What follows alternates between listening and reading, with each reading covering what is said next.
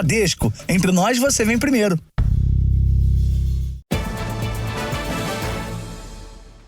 Boa noite. Boa noite. Mais de 18 mil motos foram roubadas ou furtadas de janeiro a maio deste ano no estado de São Paulo. Os criminosos vendem as peças para o mercado clandestino e depois jogam os restos em terrenos que são conhecidos como cemitério de veículos. Por trás do muro vandalizado, um amontoado de carcaças do que um dia foram veículos. São restos de mais de 50 motos, inclusive fabricadas esse ano. Cláudio, líder comunitário, caminha surpreso pelo terreno na zona norte da capital paulista. Cada chassi desse representa uma vítima. Existe um BO, existe um carnê. Se a seguradora, se ele tiver seguro, bem, ele vai ser ressarcido. E o menino que está lá comprou a moto para gerar o pão dele de cada dia e não ter esse direito mais. O terreno está completamente abandonado e se tornou estratégico para os criminosos. Eles roubam as motos nas ruas, cortam as peças que depois são vendidas no mercado clandestino. Mas olha só, os chassis não têm qualquer valor para eles, por isso são abandonados aqui. Até é uma forma deles não deixarem rastros dos crimes que cometeram. E o detalhe, muitas vezes a numeração de série da moto é raspada. Encontramos alguns chassis com a numeração preservada e identificamos uma vítima. A moto de Anderson foi furtada em Osasco, a quase 20 quilômetros do cemitério de Carcaças. Por sorte, ele tinha seguro. Imagine o prejuízo para a seguradora, para todo mundo, para quem vive disso também, né, de moto, complicado. Eu não esperava mais encontrar nenhum chassi, nenhuma peça dela. Entre janeiro e maio desse ano foram registrados mais de 18 mil roubos ou furtos de motos no estado de São Paulo. Um aumento de 27% em comparação ao mesmo período do ano passado. Para especialistas em segurança, o cemitério de motos roubadas pode ser um ponto de partida para a polícia chegar a quadrilhas especializadas nesse tipo de crime.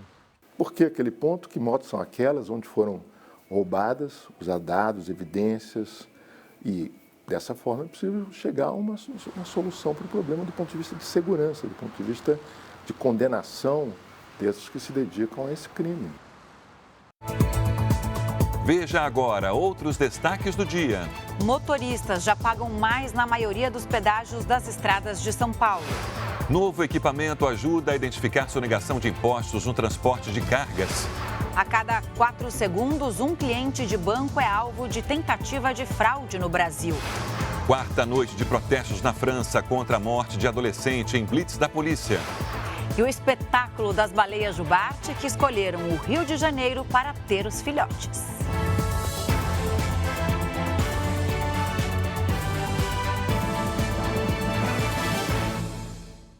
Oferecimento: Bradesco. Fez uma compra? Confira se o cartão devolvido é seu.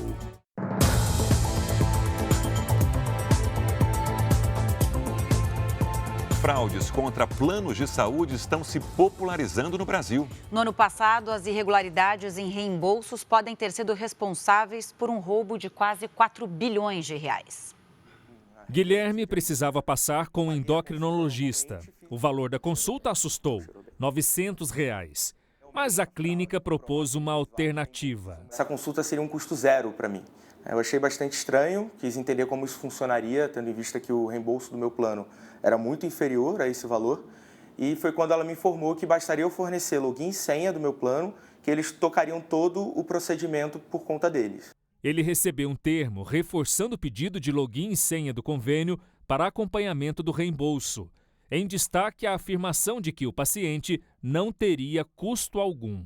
Só que não cheira bem, né? Acho que não fazia muito sentido, então eu resolvi não seguir adiante. Esse tipo de reembolso não é proibido por lei, mas algumas clínicas se aproveitam para superfaturar notas, recebendo um valor de reembolso no plano de saúde muito maior do que o preço do procedimento. A maioria trabalham de forma legal, eles pedem o reembolso daquilo somente que o paciente gastou ou usou. Tem um ou outro, evidentemente, que superfatura, não é? Ou seja, o tratamento custou 10 mil, ele coloca que custou 100. Do ano passado para cá, foram abertos 135 inquéritos na polícia em todo o país, a pedido de operadoras de planos de saúde, por causa de possíveis fraudes nos reembolsos de consultas, exames e terapias.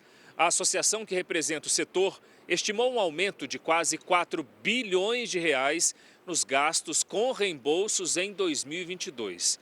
Parte disso devido a fraudes. A gente não consegue ainda mapear todos os valores ou mapear todas as fraudes que estão acontecendo, mas a gente já tem alguns indícios que nos levam a identificar um aumento dos reembolsos na casa de 3,7 bilhões sem explicação. Em São Paulo, a polícia abriu um inquérito para apurar uma suposta fraude. A denúncia contra uma clínica especializada em autismo, que estaria pagando o convênio dos pacientes para garantir reembolsos que podem chegar a R$ 40 mil por mês, por pessoa. Os donos da clínica negam. Com o que nós temos aqui na nossa investigação, nesse momento não podemos afirmar que existe a prática de qualquer tipo de crime por parte da clínica. Mas, de fato, há, sim, uma certa estranheza. Essas fraudes nos convênios médicos impactam diretamente todos os clientes de planos de saúde. As mensalidades acabam ficando um pouco mais elevadas porque tem fraudes acontecendo nesse sistema. A adulteração da quilometragem de veículos usados é muito comum e está cada vez mais difícil de identificar. A produção do Jornal da Record conversou com um mecânico que faz a fraude e ele revelou o esquema. Um carro com mais de 100 mil quilômetros rodados pode voltar a ter 50 mil como se fosse mágica. O objetivo é valorizar o veículo na hora da venda. A produção do Jornal da Record conversou com um mecânico de São Paulo que faz esse tipo de adulteração ilegal. Vocês conseguem fazer alteração de quilometragem? Você vai vir com o carro? Então, porque tem cliente meu que vem com o carro inteiro e tem cliente meu que vem só com o painel, por isso que eu pergunto. Faço 250. Se você trouxer no carro, 350. Eu posso escolher a quilometragem que eu quiser. Isso, vou deixar mais próximo do que você precisa. A fraude mais comum é a adulteração da quilometragem diretamente no painel do veículo.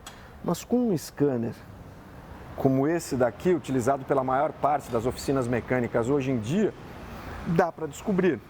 Olha só, o equipamento está conectado ao carro e aqui já aparece a quilometragem. São 113.428 quilômetros rodados. É a mesma quilometragem que aparece aqui no painel. Se houvesse algo errado, os números seriam diferentes. Mas este mecânico explica que já existem adulterações feitas no módulo eletrônico do carro, o que dificulta a identificação da fraude. O módulo é como se fosse o coração, do carro. Então aqui contém todas as informações de diversos funcionamentos de sensores e também de análise dos sistemas do veículo. Ele dá dicas de como identificar alguns indícios de adulteração. A quilometragem no manual de revisões não pode estar mais alta do que a indicada no painel. O estado de alguns componentes também indicam o quanto o carro foi usado. Vê ali a parte da soleira, o estado ali dos componentes internos, volante do veículo, tudo isso dá para trazer ali uma real noção do estado que está o veículo, se é compatível com o ano. Mesmo quem trabalha no ramo está sujeito a ser enganado. Há um mês, André comprou este carro para revender na loja em que é gerente. Na hora de fazer o laudo de transferência, veio a surpresa. Foi constatado que a quilometragem do veículo há 2 anos atrás, ele tinha 50 mil quilômetros a mais do que o carro que nós compramos na época. Quem contrata, quem faz a adulteração e quem comercializa o carro alterado conscientemente, comete um crime. Todas elas vão responder pelo crime de estelionato. No caso de André, ele desfez o negócio e recebeu o dinheiro de volta. Quando a gente compra, a gente tem um termo onde o cliente ele se responsabiliza pela veracidade do veículo que ele está nos vendendo, Então a gente pode entrar com processo contra ele. Começou a valer hoje o reajuste no preço dos pedágios nas estradas estaduais de São Paulo. A tarifa mais cara do país é na Rodovia dos Imigrantes, que liga a capital paulista ao litoral sul do estado. O seu Edson tem 64 anos, é aposentado e ficou assustado com o aumento do pedágio. Eu ainda viajo pouco, mas quem trabalha todo dia, que vem da Praia Grande, Santos, e sobe todo dia, é impossível. Dá quase R$700, 700 e poucos reais por mês. Este pedágio na rodovia Anchieta Imigrantes, que liga a capital paulista ao litoral sul, é o mais caro do país. Para veículos de passeio, o valor passou de R$ 33,80 para R$ 35,30, um reajuste de quase 4,5%, conforme previsto no contrato de concessão da rodovia. Além de você ter um impacto no frete, o que vai impactar o preço de tudo que chega até nós, por conta da dependência dos caminhões, você tem um impacto no orçamento daquelas pessoas que diariamente precisam se utilizar do sistema Anchieta Imigrantes para vir a São Paulo trabalhar ou vice-versa. Então o impacto ele é direto. 17 concessionárias são responsáveis pelos postos de pedágio do estado. Os reajustes consideram a reposição da inflação dos últimos 12 meses. Os novos valores do pedágio surpreenderam os motoristas. Vai ficar cada vez mais difícil de descer para a praia, né? Agora com esse valor aí... A rodovia é boa, mas é caro o preço, né? O ex-jogador de futebol Donizete, conhecido como Donizete Pantera, teve o carro roubado hoje numa via expressa do Rio de Janeiro. Os criminosos estavam armados com fuzis. O ex-jogador e os familiares foram rendidos na Avenida Brasil quando estavam a caminho de uma festa no interior do estado. Tinha 5 cabeças dentro do carro, tudo com fuzil. Vieram para cima de mim, sai do carro, aquela coisa de doido. Tava eu, meu filho, tava meus 2 filhos e a minha nora. Daqui o ex-jogador pretendia pegar a linha vermelha, uma das principais vias expressas do Rio. Mas para isso é preciso entrar por essa rua que também dá acesso a uma das comunidades do Complexo da Maré. Além do carro, o grupo criminoso ainda levou todos os pertences de Donizete e da família dele, incluindo documentos e até as malas. O carro é avaliado em cerca de R$600 mil. Donizete Pantera, como ficou conhecido na década de 90, jogou em grandes clubes como Vasco, Botafogo e Corinthians. Também chegou a jogar fora do país. Somente este ano, pelo menos 4 pessoas, sendo 2 policiais, morreram em ações envolvendo perseguições, roubos e confrontos com traficantes na Avenida Brasil. Em maio, um tiroteio entre facções rivais deixou os motoristas no meio do fogo cruzado. Na linha vermelha que corta bairros da Zona Norte, chegando até a Baixada Fluminense, a violência também assusta os motoristas. Somente este ano, a Polícia Militar fez 33 prisões em ações realizadas nos 21 quilômetros de extensão da via. Esta semana, uma grande operação policial resultou na morte de um dos milicianos mais procurados do Rio, o playboy da Curicica. Houve troca de tiros. Somente este ano, a Polícia Militar fez 33 prisões em ações realizadas nos 21 quilômetros de extensão da via. Um novo equipamento deve ajudar as autoridades na fiscalização de cargas em estradas brasileiras. A tecnologia já foi instalada em parte das rodovias de Goiás e aumentou o número de flagrantes de irregularidades e multas aplicadas. Parece um radar de velocidade comum instalado nas margens de rodovias. Mas este é capaz de apontar possíveis fraudes fiscais. O equipamento faz a leitura da placa dos caminhões e envia para a central de monitoramento. Um computador cruza os dados com informações das notas fiscais eletrônicas. Com isso, é capaz de identificar indícios de irregularidades, inclusive de rotas. Um caminhão que está saindo do estado, lá no sul do estado, transportando milho, e diz que esse milho veio do Pará ou veio do Tocantins e as nossas antenas não registraram a entrada desse milho. Então, esses problemas de rota, alguns deles já estão sendo detectados pelo sistema. Atualmente, são 33 equipamentos instalados em rodovias de Goiás. A quantidade deve subir para 70 até o fim do ano. Nos 2 primeiros meses de funcionamento, o número de multas aplicadas por sonegação de impostos aumentou mais de 60%. São monitorados cerca de 15 mil caminhões por dia. Em média, 300 apresentam alguma irregularidade. Quando isso acontece, o sistema emite um alerta que aciona os fiscais e a polícia.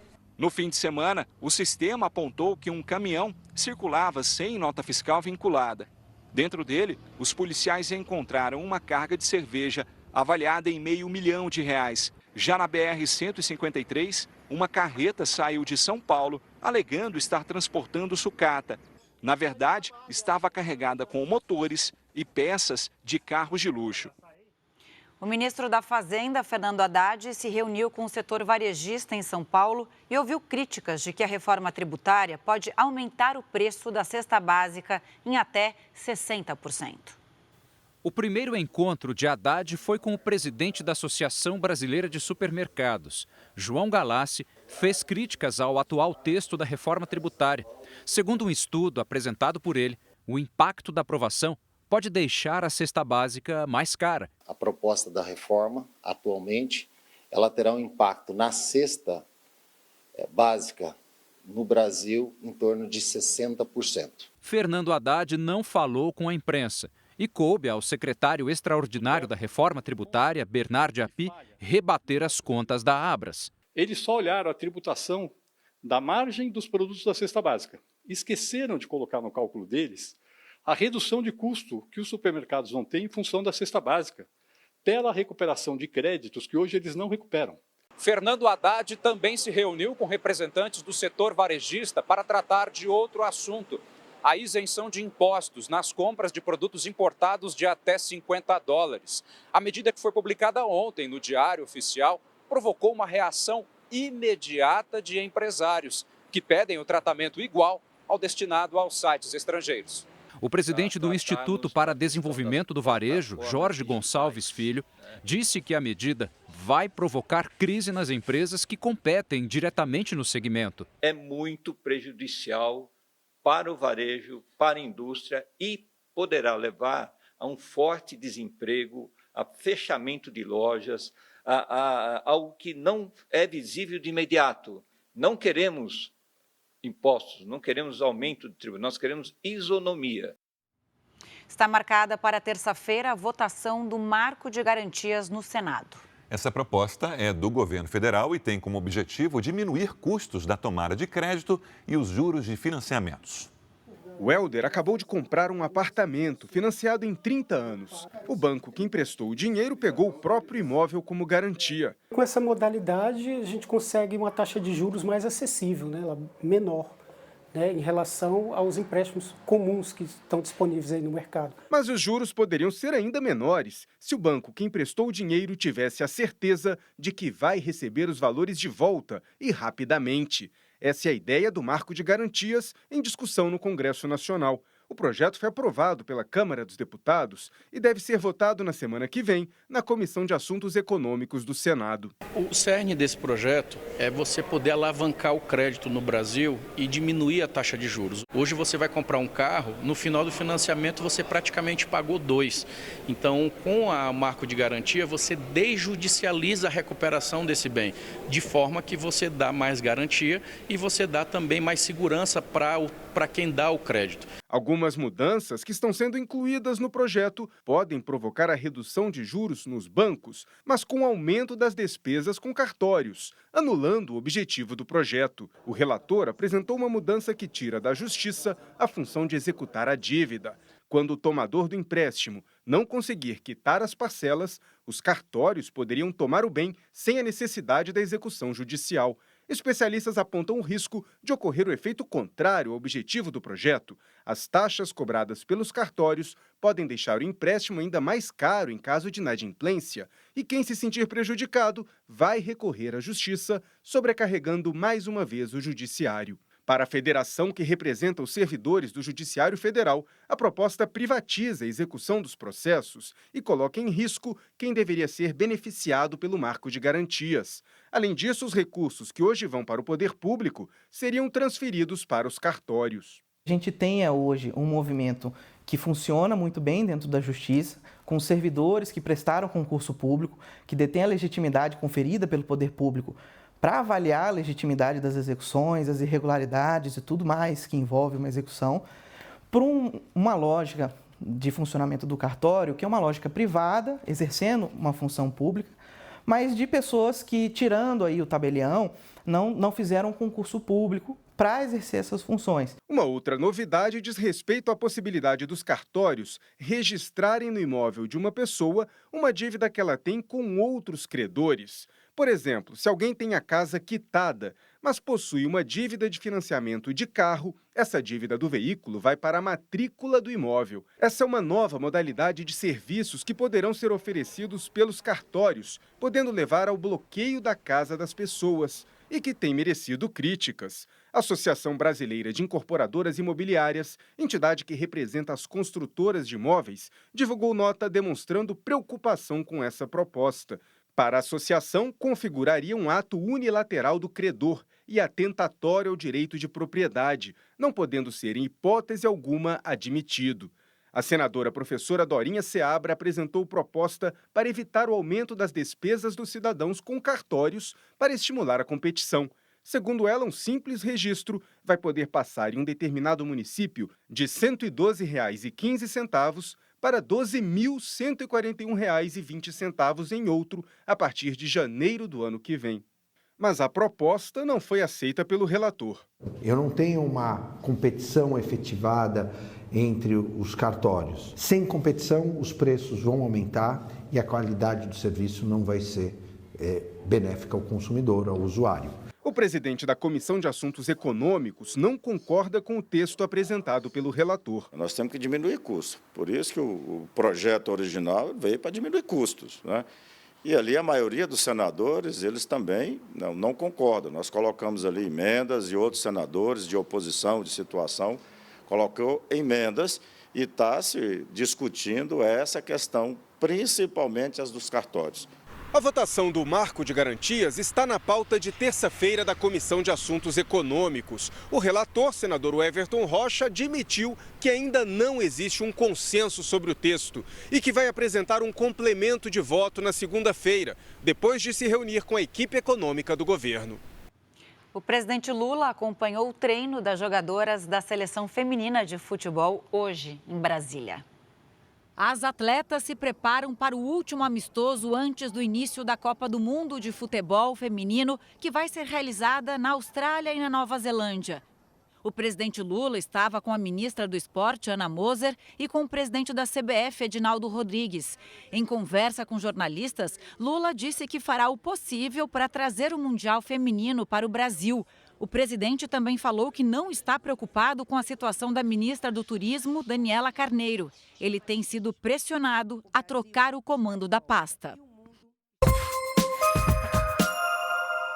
Os 128 afegãos que foram transferidos do aeroporto de Guarulhos passaram o primeiro dia na colônia do Sindicato dos Químicos, em Praia Grande, litoral de São Paulo.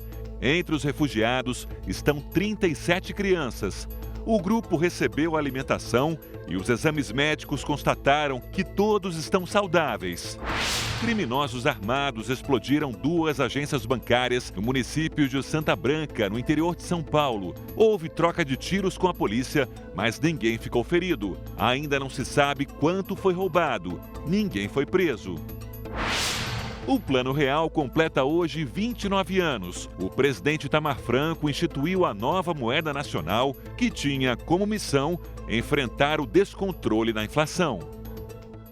Amanhã o público vai poder se encantar novamente com o Canta Comigo Tim aqui na tela da Record TV. Na 4ª temporada do programa, os jurados vão ter muito trabalho para escolher o melhor entre 80 candidatos, todos com talento de sobra, para levar o prêmio de R$200 mil. Seja todo mundo muito bem-vindo ao Canta Comigo Tim 2023. Hora de soltar a voz. E todo tempo, quanto houver pra mim é pouco pra... Os jovens conhecem bem a dinâmica do Canta Comigo Tim. Por isso, depois de cada apresentação, ficam ligados nos números que aparecem na tela. Quanto mais pontos, mais chances de conseguir uma vaga na final. Eu não cantei com você. Eu amei e cantei junto sim. As crianças assistiram as temporadas, então já descobriram qual é o nível de exigência que os jurados pedem, a importância do repertório. Então são músicas muito bacanas, que realmente fazem a gente cantar junto e com certeza vão conquistar o público de casa. Alma madrugada minha só me traz. Quando arrepia, a gente tem que cantar, não tem como, né? Então, é técnica, é claro que é importante, óbvio, mas acho que nessa hora o coração fala mais alto, né? São 80 crianças e adolescentes entre 5 e 16 anos que já passaram por uma peneira com mais de 600 candidatos de todo o país. Agora precisam superar um muro de jurados. O nervosismo é um critério que tem se apresentado bastante. A gente fica de olho quem está mais seguro, quem está mais tranquilo e quem vem entregar o melhor de si. No palco entra a emoção, o medo, um terror às vezes de ver 100 jurados na frente dele aplaudindo e gritando, vai fundo. Você está reconhecendo esse cantinho? Esse cantinho é da Ticiane Pinheiro, muito especial aqui no Canta Comigo Tim. É onde ela conversa com os pais, os familiares dos candidatos que vêm aqui se apresentar. Então ela capta essas impressões e ajuda as famílias. Afinal de contas, são muitas sensações e muitas emoções. Elas estão tendo essa oportunidade, né, de você estar numa televisão, de você desenvolver, de você cantar para 100 jurados que entendem muito de música. Então é uma oportunidade única para cada criança e para a gente, como apresentadora aqui, é uma emoção sempre muito grande. Novos talentos que estão se construindo como artistas e melhorando a cada dia. Para a gente que vive de arte, vive de música, a gente sempre se coloca no lugar daquele candidato. É um sonho que está ali, né? Uma pessoa que está atrás de um sonho, correndo atrás de um espaço, de um lugar ao sol. E aí, estão prontos? Por aqui já está tudo certo para a 4ª temporada começar. Então esse é um programa que todo mundo assiste, participa, se diverte. É um programa que gera muito burburinho, né? Gera muita torcida e muita emoção no pessoal de casa. Maestro, música.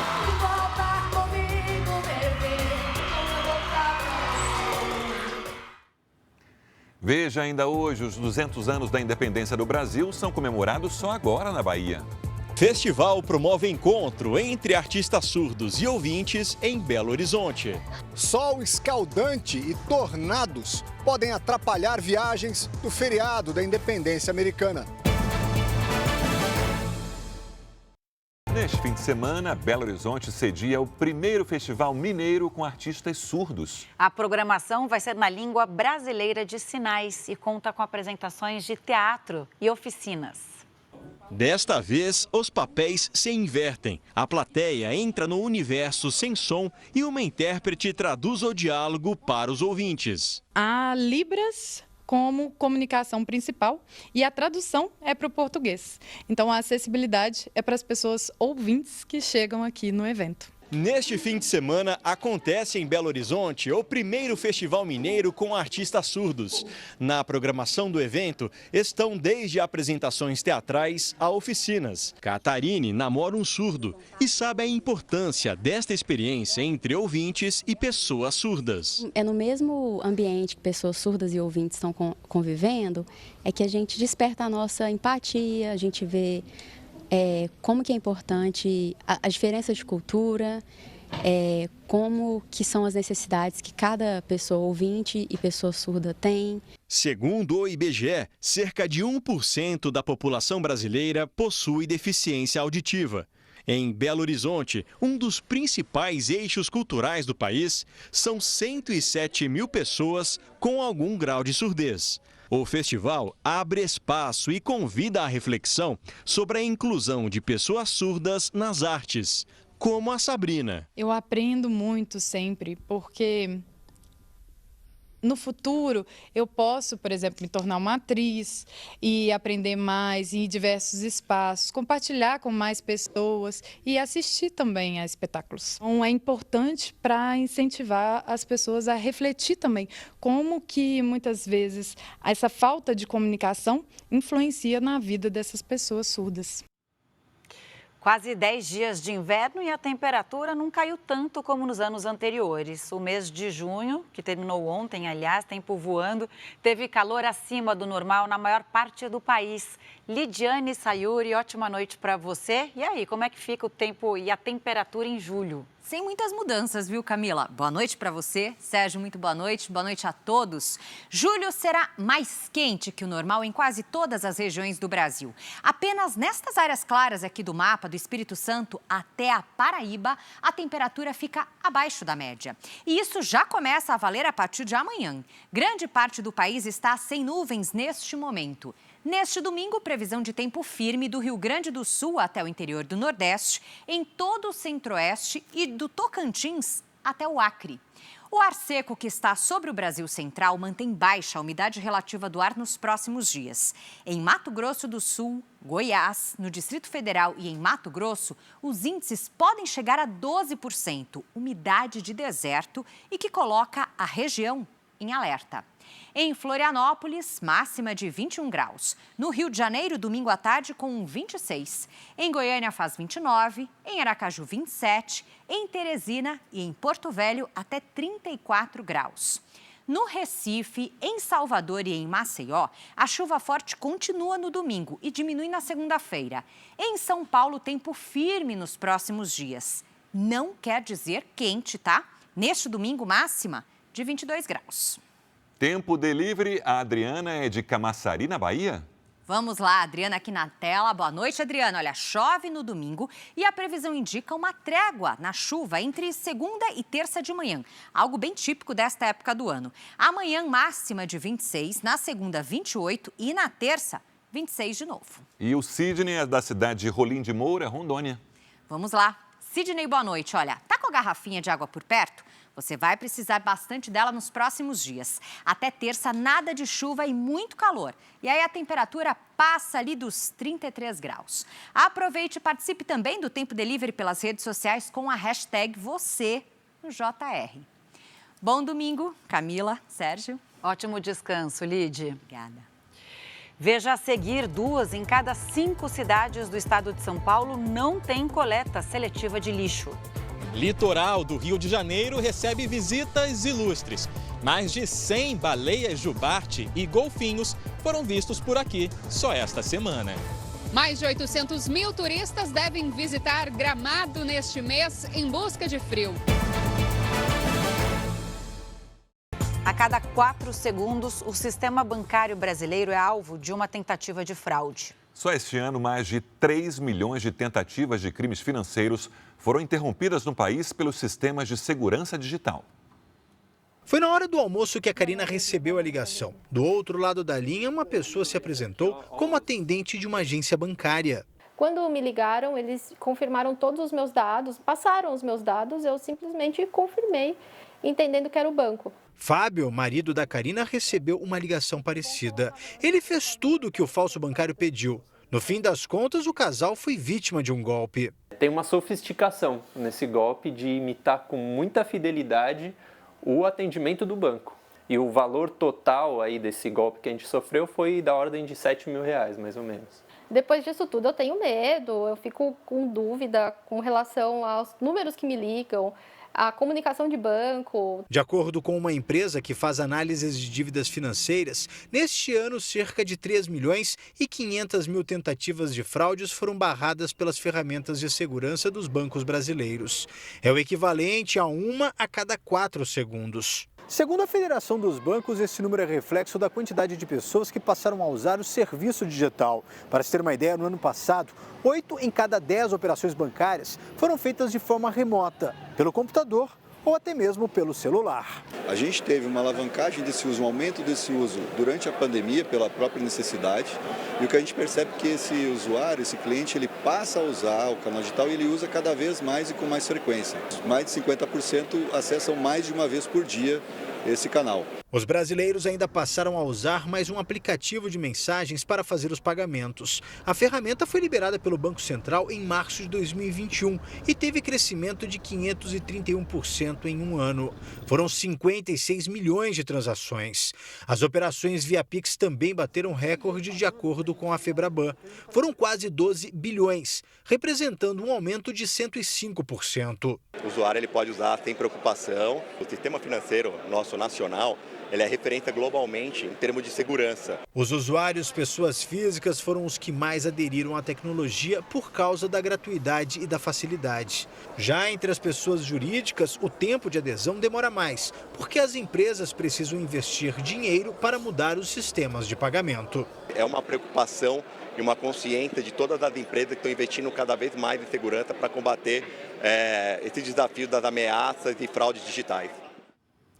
13 anos depois da criação da lei federal que instituiu regras para o descarte de lixo aqui no Brasil, os lixões irregulares ainda são uma realidade. O Tribunal de Contas de São Paulo encontrou problemas em mais da metade das cidades fiscalizadas só esta semana. Os urubus sobrevoando o local são um péssimo sinal. O lixo descartado e deixado a céu aberto gera problemas ambientais e transmite doenças à população. Quando você nota a incidência elevada de urubus no aterro, é porque a operação dele está sendo mal realizada já faz algum tempo. O Tribunal de Contas do Estado flagrou situações semelhantes em mais de metade das 267 cidades que fiscalizou. Em 60% dos aterros sanitários foram identificados problemas graves, como a presença de trabalhadores informais, acúmulo de chorume, moradias no entorno dos lixões e até falta de licenciamento da CETESB, a Companhia Ambiental do Estado de São Paulo.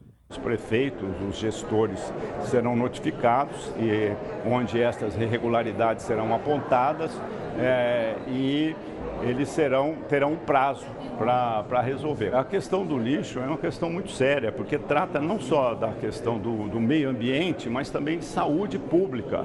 Então, é uma prioridade, tem que ser colocado como uma prioridade do município. Votorantim, que fica a 110 quilômetros da capital paulista, recolhe 130 toneladas de lixo doméstico por dia, segundo a prefeitura. Nós viemos até aqui porque a cidade foi citada no relatório do Tribunal de Contas por causa da presença de animais e catadores informais.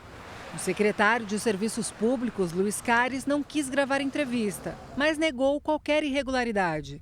José Maia é o responsável pelas operações do aterro. É regular, a cobertura está sendo feita diariamente, não tem nada descoberto, é o que a CETESB exige da gente. Drenagem, tudo ok, está tudo feito. E um dos maiores problemas apontados pelo Tribunal de Contas é a falta de coleta seletiva. 2 em cada 5 cidades vistoriadas não separam os rejeitos do material reciclável. E em quase 26% delas não há cooperativas ou associações de catadores como essa, por exemplo. Aqui, 23 famílias ganham até R$ 1.900 por mês e conseguem viver do material descartado. Eu estava desempregada já há 2 anos. Tudo muito difícil, morava na casa da minha mãe e através do meu trabalho aqui, eu não conhecia nada sobre recicláveis, né? Com o tempo eu fui aprendendo e consegui alugar minha casa. Hoje eu sou casada, moro na minha casa e consigo ajudar a minha mãe. A gente recebe todo esse material, então ele vai para a esteira para ser triado e aí a gente separa os tipos de plástico, os tipos de metal, os tipos de papel, o tipo de vidro e volta para a cadeia produtiva para a reciclagem. Então, quanto mais resíduo nós tivermos, mais pessoas podem entrar nesse projeto, ou seja, mais cooperados associados. Há 13 anos, existe uma lei federal que institui a Política Nacional de Resíduos Sólidos, que determina regras para o descarte em aterros. Mas o Tribunal de Contas identificou ainda irregularidades com lixo gerado por serviços de saúde e pela construção civil. Falta a priorização por parte do poder público que promova educação ambiental para a sociedade, para que ela tenha informação a respeito, e falta um processo muito necessário que é de fiscalização. Você vê que grande parte da desconformidade é a disposição irregular dos resíduos, e isso depende de uma fiscalização que é competência do município. A Prefeitura de Votorantim informou por meio de nota que ainda não recebeu o relatório do Tribunal de Contas do Estado e que a área do aterro é um habitat natural de urubus e gaviões, mas ações feitas no local têm reduzido a presença desses animais. Em Santos, litoral de São Paulo, uma comunidade que vive em casas construídas sobre palafitas criou uma barreira flutuante para filtrar o lixo no mar. Voluntários também espalharam ganchos para os moradores deixarem o lixo antes de fazer o descarte. A coleta é feita pela própria comunidade. Cerca de 30 mil pessoas moram neste bairro em Santos, no litoral de São Paulo. Uma das áreas com maior concentração de moradias sobre palafitas do Brasil. E também de lixo no mar. Este gancho serve para pendurar os sacos de lixo onde não passa a coleta da prefeitura. Antes, muitos moradores jogavam o lixo na maré. A ideia dos ganchos instalados nos becos foi da própria comunidade e nasceu aqui nesse curso, que tem como objetivo ensinar a jovens moradores do bairro a diminuir o descarte irregular de lixo. Essa é uma aula de marcenaria. Os alunos estão aprendendo a construir uma barreira flutuante que vai ajudar a filtrar o lixo na maré. Todo o material é reciclado. Os moradores juntam os galões e os tubos de PVC para formar a barreira. Mas esta vai ser diferente. Terá uma planta aquática que filtra a matéria orgânica da água. A gente está tentando resolver um problema com uma solução natural, onde eu não crio um segundo problema, onde eu não gere uma situação pior do que aquela que eu já tinha. Né?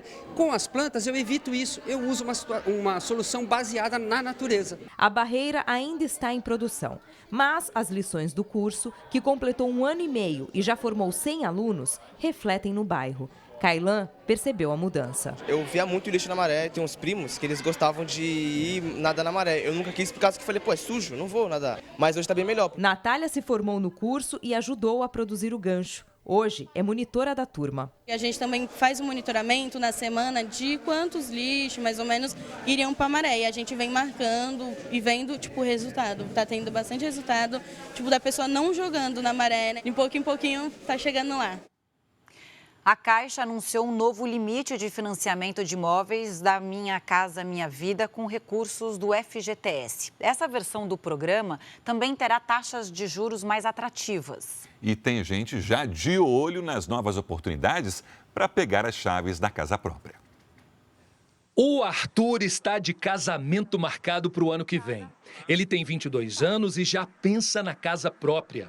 Para isso, se cadastrou num programa habitacional do Distrito Federal que recebe subsídios da União. Estou só esperando um local bom aparecer, né, e também com um preço bom para eu conseguir fazer esse financiamento. A partir do dia 7 de julho, trabalhadores como o Arthur podem ser beneficiados com as novas regras do programa Minha Casa Minha Vida. A Caixa Econômica Federal anunciou novas condições de financiamento com taxas de juros menores e a possibilidade de financiamento de imóveis de até R$ 350 mil para famílias da faixa 3, com renda de até R$ 8 mil. Antes, o valor máximo para essa faixa era de R$ 264 mil. Para famílias das faixas 1 e 2, com renda de até R$ 4.400, o limite do valor do imóvel passa a variar entre R$ 190 mil e R$ 264 mil.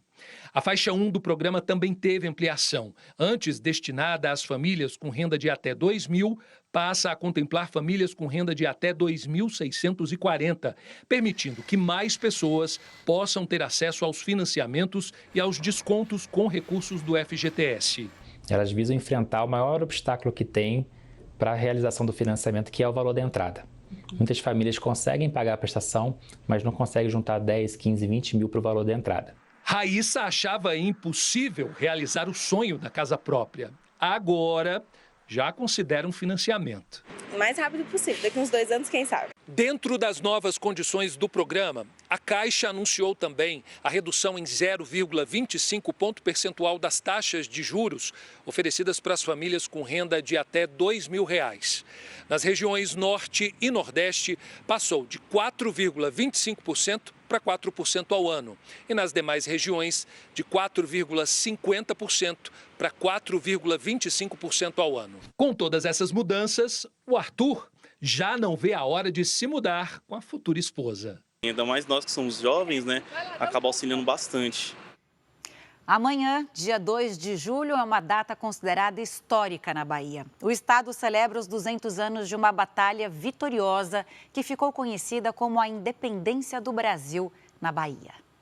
Para onde a gente olha, vê o Centro Histórico de Salvador assim, enfeitado. Aqui todos levam a sério a tradição de celebrar a independência do Brasil na Bahia.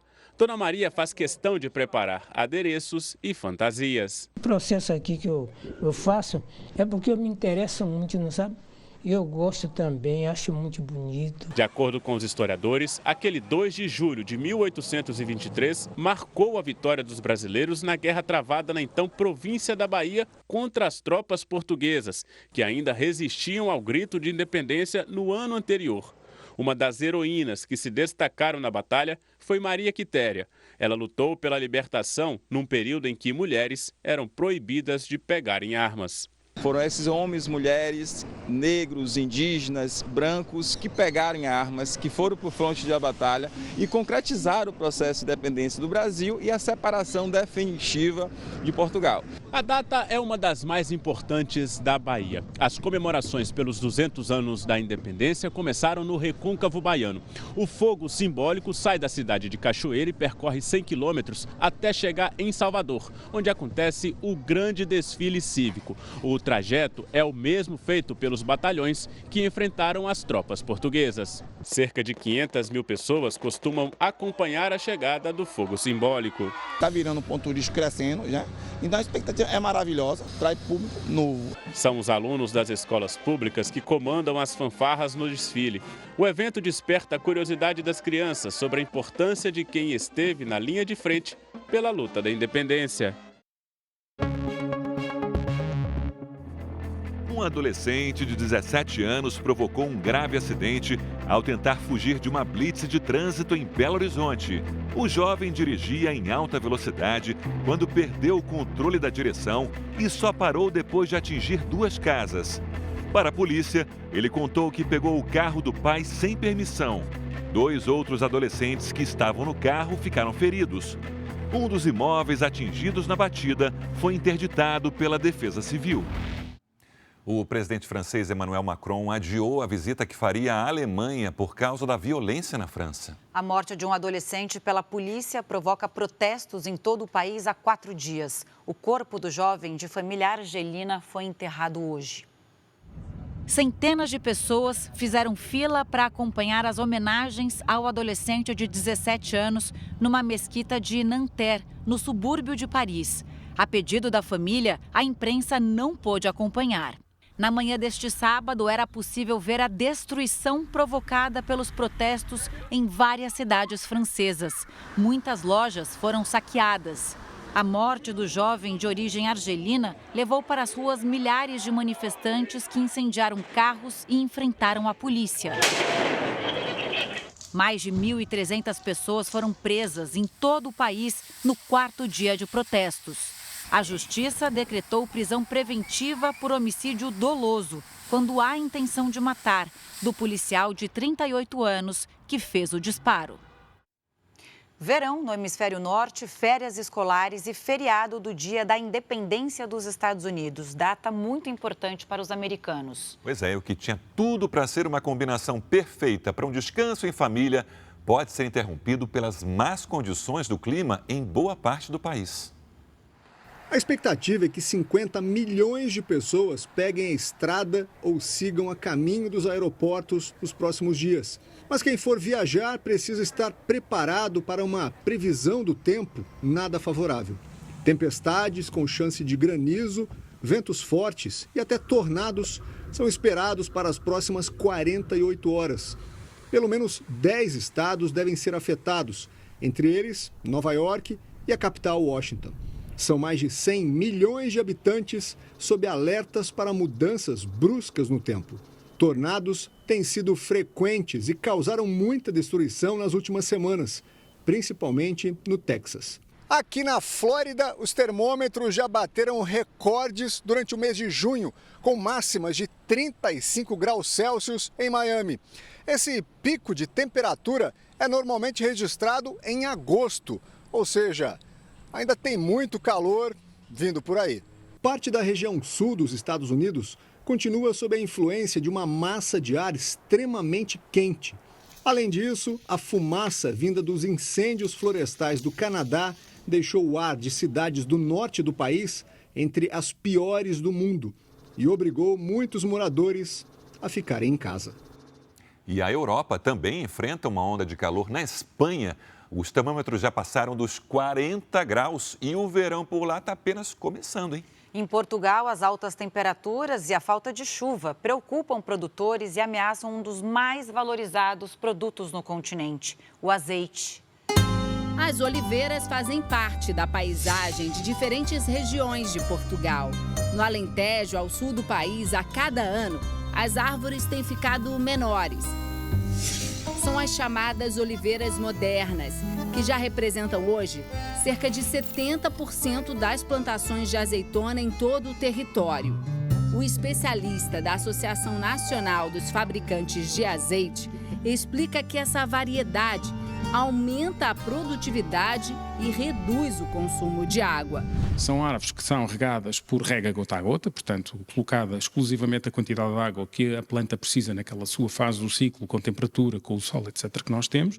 As oliveiras tradicionais são maiores, ocupam mais espaço no terreno e dependem apenas da água da chuva. Os chamados olivais de sequeiro, cultivados em regiões áridas, são maioria na vizinha Espanha. O país é o principal produtor de azeite do mundo, mas que teve nos últimos 2 anos uma quebra na produção por causa da falta de chuva. E a previsão é de um ano de baixa na fabricação de azeite. Espanha e Portugal sofreram com uma primavera quente que prejudicou a floração das oliveiras. Mas o cenário aqui em Portugal é mais otimista por causa do tipo de árvore que é usada aqui. Mas os 3 meses de verão que vem pela frente podem ser decisivos. As altas temperaturas durante muito tempo podem prejudicar a qualidade das azeitonas. No ano passado, houve uma redução na produção do chamado ouro português. Em 2021, o país alcançou um número recorde de 250 mil toneladas de azeite. Em 2022, caiu para 140 mil toneladas. A esperança é que os números se mantenham sem novas quedas. Por enquanto, a adega desta fábrica em Serpa está vazia. Mas Jeremias acredita que vai conseguir manter a produção do ano passado porque aumentou a área plantada. Mas a seca vai afetar a demanda mundial. E com menos azeite no mercado, quem vai pagar a conta é o consumidor. Isso faz com que os mercados estejam aqui com algumas incertezas que torna o preço mais instável e mais difícil de definir o que é que vai ser o preço nos próximos tempos. Nossa próxima reportagem mostra como pequenos gestos podem superar os conflitos milenares entre 2 povos. Famílias de territórios inimigos se unem para ajudar uma criança palestina com câncer a conseguir tratamento em hospital israelense e deixam uma mensagem de esperança de uma possível convivência em paz. Ainda antes do amanhecer, Adam, de 6 anos, e o pai dele, Mamun, esperam para cruzar um posto policial no norte da Cisjordânia em direção a Israel. É aqui que eles encontram Yoel Noi. A voluntária vai ajudá-los a fazer uma viagem de quase 1 hora até um hospital perto de Tel Aviv, onde Adam faz tratamento oncológico. Eu não poderia morar aqui sem fazer nada. É apenas um pequeno gesto dentro de uma realidade difícil e complexa, diz a israelense. Yoel é a diretora da organização Caminho da Recuperação, que reúne israelenses dispostos a transportar crianças palestinas da Cisjordânia e da faixa de Gaza até hospitais de Israel para que possam receber atendimento médico. Yoel tem um coração enorme, está sempre feliz. Não existe ninguém como ela, conta o pai de Adam. Enquanto Israel tem um dos melhores sistemas públicos de saúde do mundo, a faixa de Gaza e a Cisjordânia não têm serviços médicos complexos. Para os voluntários, é uma oportunidade de ter contato com um povo que mora ao lado, mas sobre o qual se sabe pouco. São nossos vizinhos, mas nunca os encontramos. Essas viagens nos dão a chance de conversarmos e nos conhecermos. Já para as famílias palestinas, as viagens oferecidas pelos israelenses são decisivas para a vida das crianças. A mãe de Adam diz que chegar ao hospital sem essa ajuda seria quase impossível. Antes, quando tínhamos sorte de conseguir um táxi, esperávamos até 3 horas no posto policial, além de ser muito caro. Agora nos sentimos muito mais tranquilos, conta ela. A ajuda possibilita que o garotinho consiga combater o câncer e ter uma vida normal, como outras crianças da idade dele. Por isso, a gratidão da mãe. Quando eu vejo Yoel, me sinto encontrando uma amiga. Eu a amo muito. O bilionário e dono do Twitter, Elon Musk, anunciou hoje que vai limitar a quantidade de publicações lidas pelos usuários. Com as novas regras, um perfil não verificado só poderá ler 600 tweets por dia. Para ter acesso a 6.000 publicações diárias, é preciso pagar R$ 42,00 por mês para ter a verificação. Novas contas terão um limite ainda menor, 300 posts por dia. Elon Musk informou que, em breve, esses números podem aumentar e que as mudanças foram feitas para evitar a extração de dados e manipulação do sistema. Veja agora os destaques do Domingo Espetacular. Exclusivo. Nossa equipe revela como funciona uma feira clandestina de animais silvestres. Um lugar onde pássaros, macacos e outros bichos são negociados livremente. Como esse mercado ilegal movimenta milhões. Os detalhes de um crime cheio de reviravoltas e mistério. Essas duas amigas foram assassinadas durante um passeio na praia. 20 anos depois, as famílias ainda buscam respostas para saber o que aconteceu. A gente foi conhecer a brasileira que ficou milionária fazendo faxina. Como a Mila conseguiu isso? Eu limpava às vezes 7, 8 casas em um dia. O sucesso das crianças dançarinas. Elas vivem em um orfanato na África e ganharam o mundo em vídeos como esse. E a relação especial que elas têm com o Brasil. É neste Domingo Espetacular, depois da estreia do Canta Comigo, Tim. Agora o futebol. Pelo Campeonato Brasileiro, o Flamengo venceu o Fortaleza por 2-0. Nos outros 2 jogos já encerrados deste sábado, o Grêmio derrotou o Bahia por 2-1 com um gol nos acréscimos. E no duelo tricolor, o São Paulo derrotou o Fluminense. Aos 41 do segundo tempo, David ajeitou de cabeça. O atacante Luciano dominou e fez o único gol da partida. O tricolor do Morumbi é o 6º colocado da competição. O Fluminense ocupa a 5ª posição. Boa parte dos estados do norte do país entra agora no chamado verão amazônico, quando aumenta o número de turistas nas praias por causa do calor.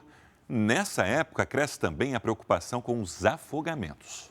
Sol forte e praias de rio para refrescar. O calor está muito grande aqui, mas aqui o bom daqui é que tem a praia, né? A Ilha do Mosqueiro, a 80 quilômetros do centro de Belém, é uma das mais procuradas da região. Água geladinha e belas paisagens. Até novembro, o tempo na maioria dos estados da região norte fica mais seco. As chuvas diminuem e o calor aumenta. O período é conhecido como verão amazônico. As altas temperaturas levam muita gente para as praias e o risco de acidentes nesses locais acende o sinal de alerta.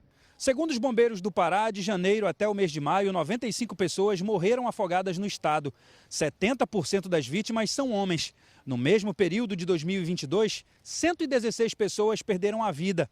E em todo o ano passado, foram registradas 231 mortes por afogamento. Em média, 5.700 mortes por afogamento são registradas por ano em todo o país. Os bombeiros recomendam que antes de entrar em rios, lagoas ou no mar, é fundamental saber qual é a profundidade, tomar cuidado com pedras e galhos que podem causar ferimentos no mergulho e nunca descuidar das crianças. Mantenha a criança sempre por perto. Se estiver dentro d'água, esteja sempre em um local raso, com a distância de um braço para que você possa acessar essa criança no momento de qualquer incidente que possa acontecer. Na dúvida, procure orientação. A primeira coisa a se fazer é buscar a orientação do guarda-vidas quanto aos locais seguros para você tomar um banho.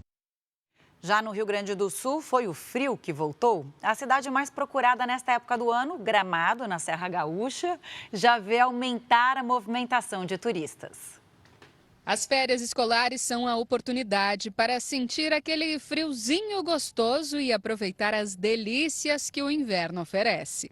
Geralmente a gente tem 40 graus de temperatura, Então chegar aqui nesse friozinho é bom, eu gosto. Na Serra Gaúcha, a expectativa é que o frio traga mais visitantes, movimentando a economia e os hotéis da região.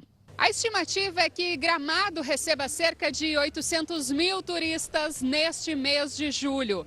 A cidade conta com mais de 25 mil leitos, que devem ser quase todos reservados. Nós temos hoje um movimento o ano todo bom, mas não tem dúvida que na Serra e a estrutura de Gramado é preparada para o frio. O frio é fantástico, tanto na gastronomia como no lazer. Hoje temos muitos parques já cobertos, né? Nos hotéis ou casas de temporada, os turistas recorrem às lareiras e aquecedores. Mas o manejo deve ser feito com cuidado. O risco maior é a questão de deixar utensílios, roupas, vestes, né, que ficam ali próximo a esses locais ali, né? Com os devidos cuidados, os turistas podem curtir com tranquilidade as belezas da serra. E as praias do Rio de Janeiro receberam ilustres visitantes ao longo dessa semana. Entre eles, cerca de 60 baleias jubarte que encantaram banhistas e pesquisadores. Mesmo de longe, elas chamaram a atenção. Do alto, o balé coreografado foi um show à parte. São baleias jubarte, que vivem nas águas geladas do Oceano Atlântico, mas que nessa época do ano costumam circular entre o Rio de Janeiro e Abrolhos, no sul da Bahia. Só na última quarta-feira, 60 foram registradas por pesquisadores da Universidade do Estado do Rio de Janeiro, a UERJ. É onde elas vão encontrar esse ambiente propício, né, de águas mais calmas e mais quentes para a reprodução, né, e para o nascimento dos filhotes. O litoral do Rio deve continuar recebendo as baleias jubarte até novembro. É quando termina o período de reprodução. Segundo especialistas, os constantes registros são positivos, porque esses animais já estiveram ameaçados de extinção. Os golfinhos também marcaram presença. Mais de 50 foram vistos no mar da orla carioca. No arpoador, os pinguins se aproximaram dos banhistas. Com fome, um deles comeu um baiacu, peixe com veneno mortal, e não resistiu. O especialista explica que isso pode acontecer, mas alerta: os banhistas não devem se aproximar ou alimentar esses animais. Que respeitem esse hábito desses animais, né, e consigam apreciar isso da forma mais saudável possível. As águas cristalinas também facilitaram os registros de tartarugas e arraias. Sinal de que o mar está para peixe e para quem mais aparecer. O Jornal da Record termina aqui. A edição de hoje na íntegra e também a nossa versão em podcast estão no Play Plus e em todas as nossas plataformas digitais. Fique agora com os melhores momentos da série Reis e em seguida tem a Grande Conquista. Ótima noite. E eu te encontro amanhã no Domingo Espetacular. Boa noite, até lá.